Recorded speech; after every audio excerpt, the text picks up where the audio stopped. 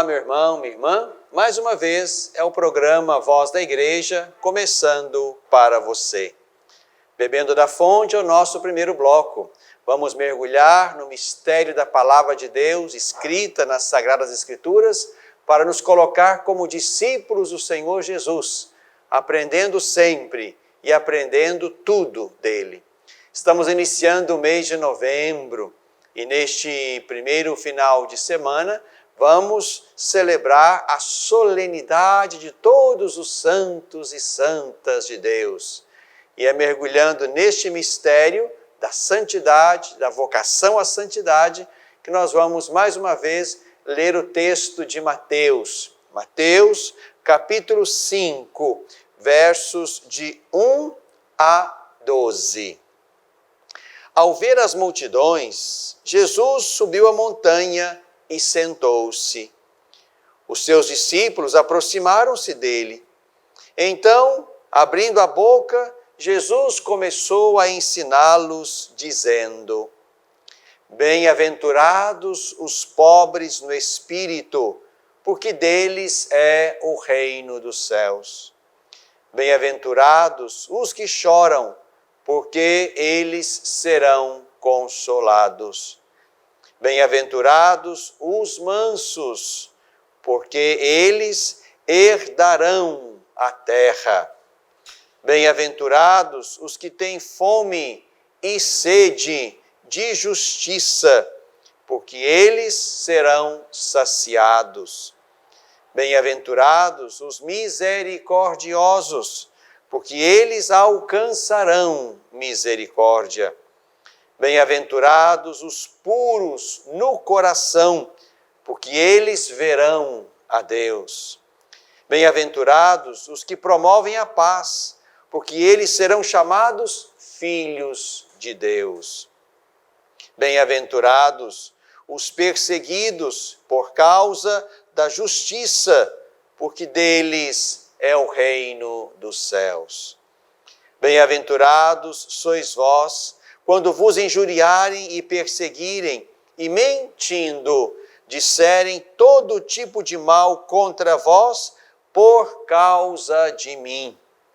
Alegrai-vos e exultai, porque grande é a vossa recompensa nos céus. Pois deste modo perseguiram os profetas que vos precederam. Meu irmão, minha irmã, estamos exatamente no início do grande e belo sermão da montanha do Evangelho de Mateus. Um sermão que ocupa os capítulos 5, 6 e 7 deste primeiro evangelho da nossa Bíblia. E esse sermão começa com esta palavra, com esse discurso de Jesus sobre as bem-aventuranças. Bem-aventurados os pobres no espírito, porque deles é o reino dos céus.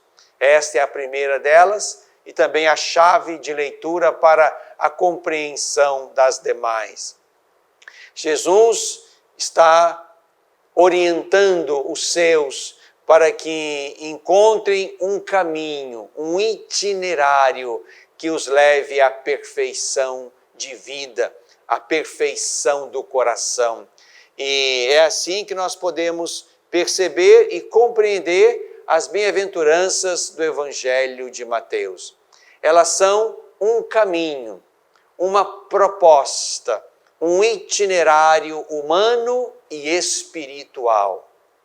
Aqui trata-se de perceber que bem-aventurado, ou santo, ou bendito, é aquele que, portanto, conseguiu construir em si e manter em si este coração pobre, pobre no espírito. Esse coração pobre no espírito entende que há nele um vazio, uma carência, uma ausência que só Deus pode preencher. Por isso, esse pobre no espírito é aquele que se abre a Deus e, abrindo-se a Deus, consegue construir a sua existência com os muitos desafios que ela tem, porque as bem-aventuranças vão mostrando exatamente desafios, desejos, sonhos, utopias que nós não conseguimos realizar sozinhos, mas haveremos de conseguir realizar isto com a nossa fidelidade, a nossa proximidade, a nossa comunhão com Deus. Coração pobre, o pobre no espírito é exatamente aquele que deixa-se encontrar e preencher de Deus. Por isso, consegue dar sentido novo, grande, libertador, salvífico ao choro, à mansidão, à fome e sede de justiça, à misericórdia, à pureza de coração, à paz, ao sofrimento por causa da perseguição e a todo tipo de dificuldade e de dor por causa de Jesus. Aqui, quando nós celebramos neste 1º de novembro a solenidade de todos os santos, nós entendemos, meu irmão, minha irmã, e o Papa Francisco nos ajuda nisto, nós entendemos que nós fomos criados para isto, para um itinerário que fazemos neste mundo, no meio das tribulações, onde alvejamos as nossas vestes no sangue do Cordeiro, isto é, vivemos tudo por causa dele, a partir dele, mergulhados no seu mistério. É aí, no meio da tribulação, como lembra o Apocalipse, é que nós vamos construindo a nossa existência na direção de Deus, porque Deus nos fez e nos fez para Ele. É exatamente isso que o Papa Francisco nos ajuda a compreender no seu belo texto, nessa exortação apostólica que ele chamou de Gaudete et Exsultate, e nos convida a compreender que somos chamados à santidade, também neste tempo, neste mundo atual. O Papa vai nos fazer, com muita simplicidade e profundidade, mergulhar no mistério deste Deus que nos chama para ser como Ele. Sede, pois, santos, porque eu sou santo. Diz Deus lá no livro do Levítico. Mas o Papa continua a partir desta vocação original, de ser santos como Deus que nos fez também é santo. O Papa diz, cada um por seu caminho, diz o concílio, cada um por seu caminho se faz santo. Uma pessoa não deve desanimar quando contempla modelos de santidade que lhe parecem inacessíveis. Eu não consigo ser como este, eu não consigo ser como Irmã Dulce, ou como São Frei Galvão, ou São João Paulo II, ou São Romero. Eu não consigo. Não podemos desanimar. Há testemunhos que são úteis para nos estimular e motivar, mas não para procurarmos copiá-los, porque isso poderia até afastar-nos do caminho único e específico que o Senhor Deus predispôs para nós, para cada um. Importante é que cada fiel entenda o seu próprio caminho e traga à luz o melhor de si mesmo. Traga à luz o melhor de si mesmo. Quanto Deus colocou nele de muito pessoal, e não se esgote procurando imitar algo que não foi pensado para ele. Deus pensa, propõe um caminho de santidade para cada um, segundo a medida de cada um. Todos somos chamados a ser testemunhas, mas há muitas formas existenciais de testemunho. Quando o grande São João da Cruz escrevera o seu cântico espiritual, diz o Papa, preferia evitar regras fixas para todos, explicando que os seus versos foram escritos para que cada um os aproveitasse a seu modo. Pois a vida divina comunica-se a uns de uma maneira e a outros de outra maneira. Olha aqui, meu irmão, minha irmã, é importante perceber que cada um de nós, então, no estado de vida que nos é próprio, somos chamados abertos a Deus, nesta pobreza de coração, como pobres no espírito, abertos e mergulhados e inundados de Deus, cada um é chamado a fazer o seu caminho de santidade, de bem-aventurança. Cada santo é uma missão, diz o Papa. É um projeto do Pai que visa refletir e encarnar, num momento determinado da história, um aspecto do Evangelho.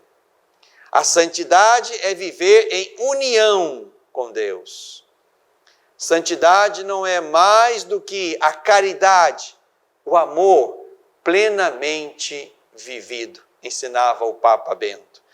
A medida da santidade é dada pela estatura que Cristo alcança em mim e em você. Por isso é preciso estar sempre nesta comunhão com Cristo, alimentando-nos dele, da sua palavra, da sua presença forte na Eucaristia, da sua presença forte nos irmãos a quem nós socorremos e nos aproximamos com amor. De modo que essa comunhão com Cristo haverá de nos ajudar a fazer um caminho de conformidade a Ele. Tudo que Cristo viveu, Ele próprio faz com que o possamos viver nele e Ele vivê-lo em nós. É assim que ensina o Catecismo da Igreja Católica. Vamos juntos, meu irmão, minha irmã, nesse caminho de santidade que é para mim e para você, porque fomos feitos para Deus. Deus é santo. Por isso, somos chamados a este mesmo caminho e a esta meta que nos leva de uma comunhão parcial e pequena como agora, a uma comunhão plena com aquele que é santo. Bebemos da fonte.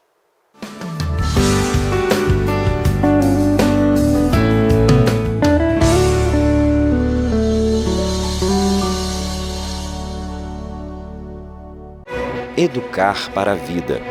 Formar homens e mulheres para a plenitude. Uma educação católica.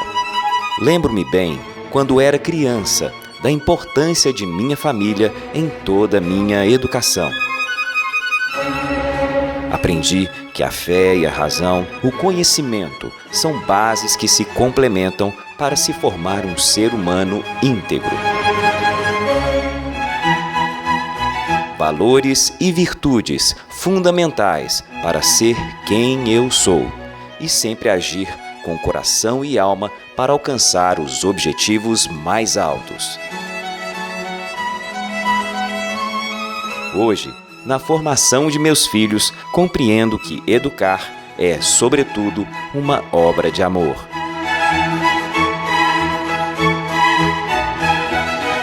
Colégio Magnífica. Educar para a plenitude. Pré-matrículas abertas.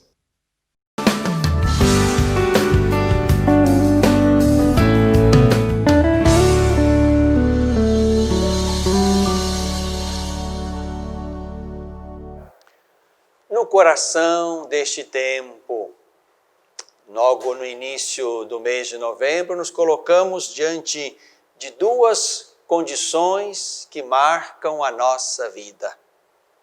Dois destinos, duas vocações, podemos dizer. E neste ano, nós podemos perceber que a liturgia nos ajuda primeiro a perceber qual é a nossa vocação mais bela, a nossa vocação última, e depois a nossa vocação penúltima. Qual é a nossa vocação última? Ser santos como Deus é santo. Passar pela grande tribulação, lavando e alvejando nossa veste batismal no sangue do Cordeiro. Essa é a nossa meta, esta é a nossa vocação. Antes da fundação do mundo, Deus nos pensou para sermos santos nele no amor, lembra Paulo. Essa é a nossa vocação mais bonita. E esta nossa vocação mais bonita se realiza plenamente diante da nossa vocação para a morte. Nós somos marcados para a morte. Como lembra o salmista, nós somos condenados a morrer. Mas Deus levanta o seu braço forte e vem em nosso socorro, diz o salmista também. Então, no dia 2 de novembro, nós celebramos, nós trazemos para a nossa memória da fé que a nossa condição é frágil, é temporária, é mortal. Estamos no tempo, marcados pelo pecado, porque pecamos, morremos. E a morte também vem como um remédio que nos tira desta condição e nos põe numa condição definitiva, onde não haverá mais nem morte, nem sofrimento, nem dor, nem lágrima. E isso nós também lemos na Escritura e cremos com a nossa fé cristã. Então, neste segundo bloco, quero mergulhar com você, mesmo que brevemente, este nosso mistério da morte. Então, essa é a nossa vocação penúltima, porque a nossa vocação última é a santidade. E refletimos isso no primeiro bloco. E aqui a liturgia nos garante isto. Somos marcados para a vida. Somos marcados para uma comunhão plena e definitiva com Deus. Para ela vamos, mediante um caminho de santidade, de comunhão com Deus, que já começamos aqui, nesta nossa história temporal e mortal. Mas nós precisamos também colocar sobre o mistério da morte o nosso olhar de fé, porque o nosso olhar de fé também lança luz sobre este mistério. Há um texto do Concílio Vaticano II que eu gosto muito, um texto da Gaudium et Spes, alegria e esperança. E aqui nesse número 18, esta Constituição trata do mistério da morte, que só pode ser verdadeiramente compreendido, este mistério, na ótica da fé. Senão, a morte será absurda e será o fim de um caminho cujos esforços não valeram a pena, porque tudo fizemos para terminar na morte. E não é assim que nós pensamos e cremos. Então, vejam o que nós podemos ler aqui nesse número 18 da Gaudium et Spes. Diante da morte, o enigma da condição humana atinge o seu ponto mais alto. O homem não se aflige somente pela dor e pela progressiva dissolução do seu corpo, mas também, e até mais, pelo temor da extinção perpétua. Nós não só nos angustiamos diante do nosso corpo que vai desfalecendo até não existir mais, mas tememos ainda mais por esta extinção que apaga tudo aquilo que foi o nosso esforço por uma vida boa, ética e santa.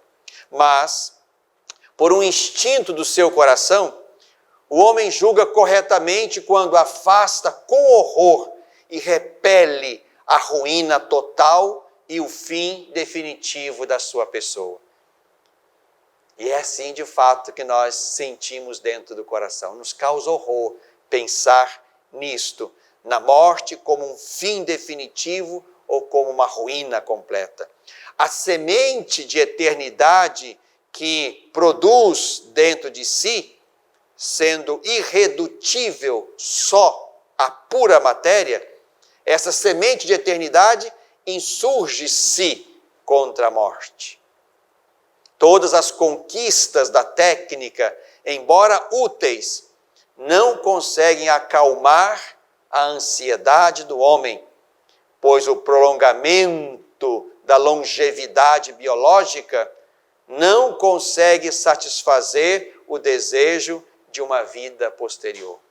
Por mais que nós vivamos, ainda alimentamos em nós o medo da morte, alimentamos em nós o desejo de prosseguir, o desejo de estar numa condição onde a morte não tenha mais poder sobre nós.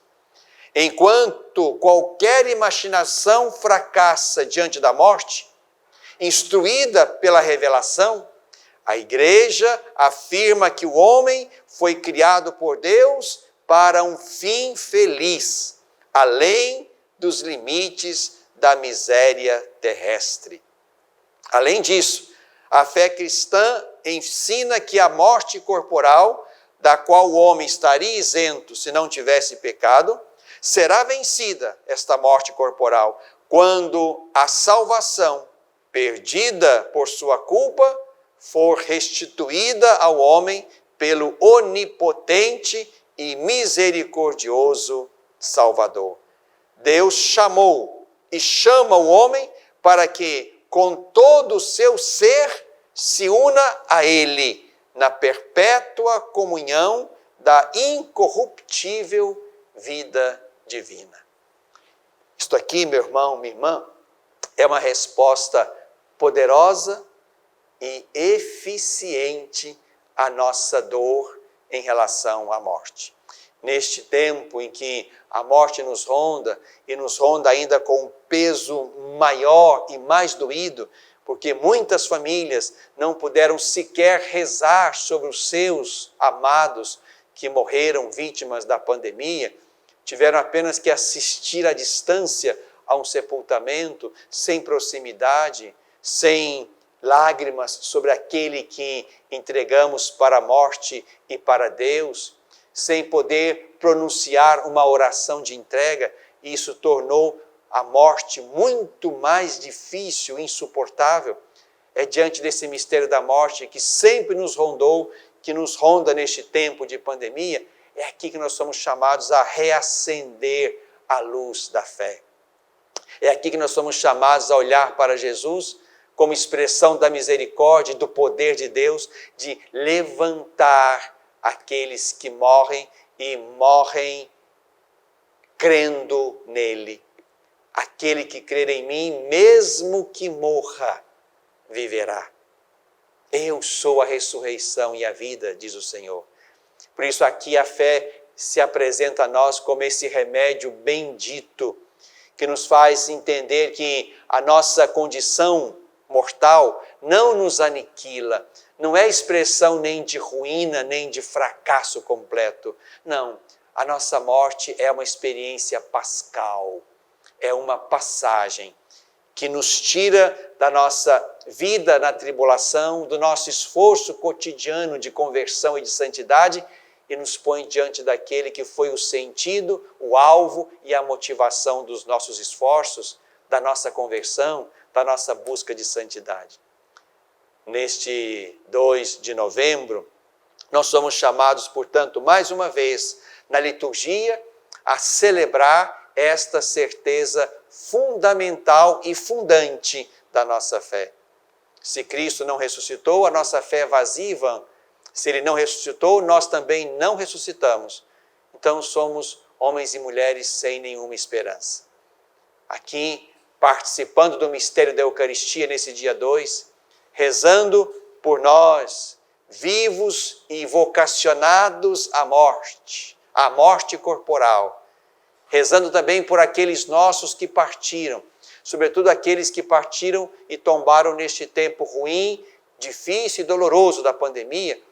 Nós somos chamados, meu irmão, minha irmã, a reacender em nós a certeza de que nos aguarda aquela grande e bela assembleia, cujo texto nós contemplamos no Apocalipse, que lemos na liturgia deste domingo, 1º de novembro, a grande assembleia de roupa branca e palma na mão, dos vitoriosos, dos marcados na fronte, daqueles que estão diante do trono do Cordeiro.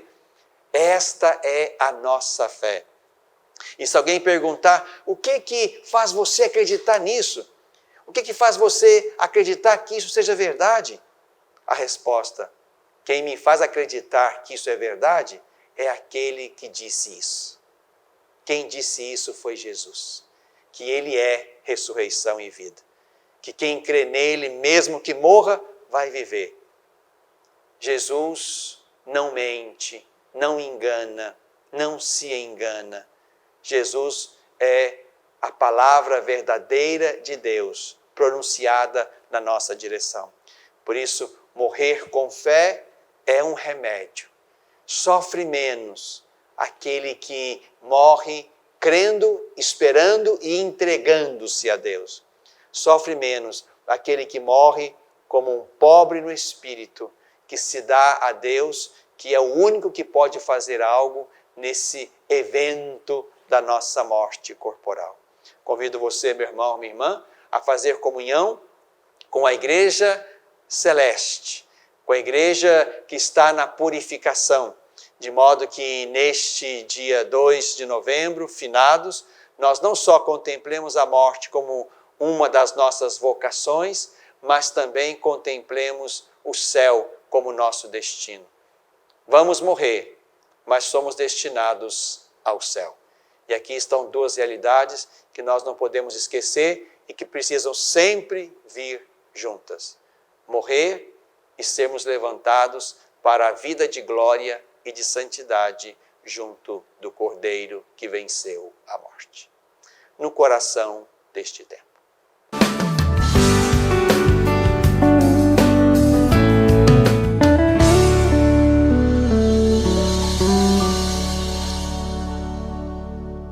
Superar uma tempestade em sua vida familiar é encontrar um lar provisório.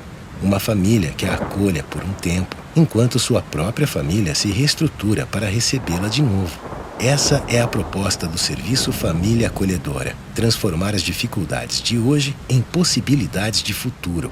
Serviço Família Acolhedora. A tempestade passa, a vida continua. Participe e faça a diferença.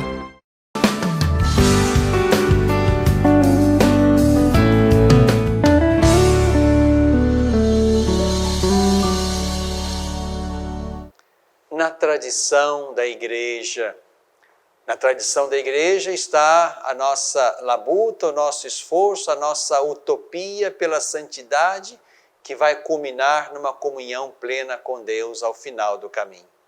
Na tradição da igreja também está uma oração permanente pelos fiéis defuntos. E é isso que nós faremos no dia 2 de novembro. A Escritura diz que é bom e salutar rezar pelos defuntos e oferecer por eles os sacrifícios.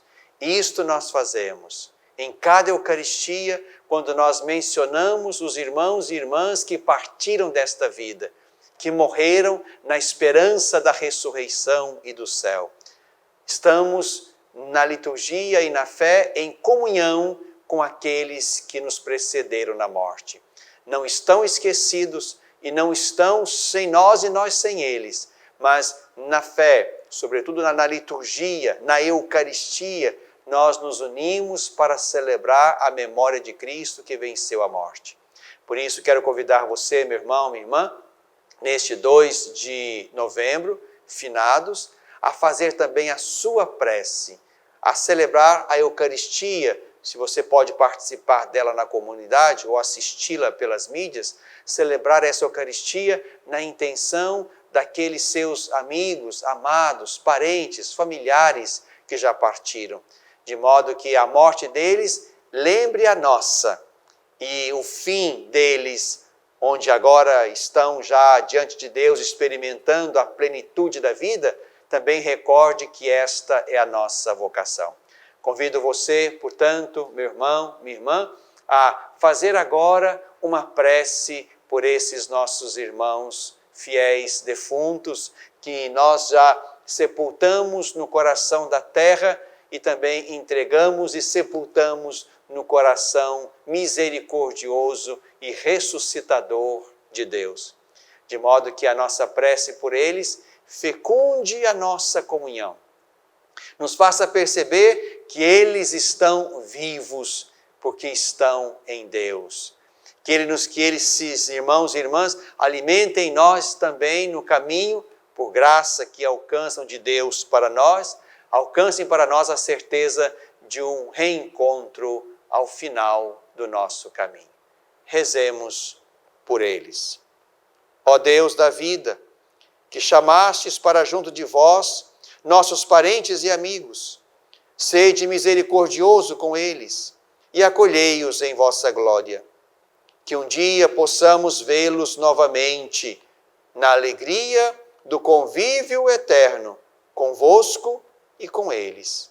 Por Cristo nosso Senhor. Dai-lhes, Senhor, o descanso eterno, brilhe para eles a luz perpétua.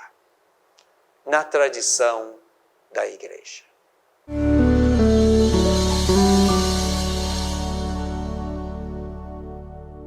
Educar para a vida. Formar homens e mulheres para a plenitude. Uma educação católica. Lembro-me bem, quando era criança, da importância de minha família em toda a minha educação. Aprendi que a fé e a razão, o conhecimento, são bases que se complementam para se formar um ser humano íntegro. Valores e virtudes fundamentais para ser quem eu sou e sempre agir com coração e alma para alcançar os objetivos mais altos. Hoje, na formação de meus filhos, compreendo que educar é, sobretudo, uma obra de amor.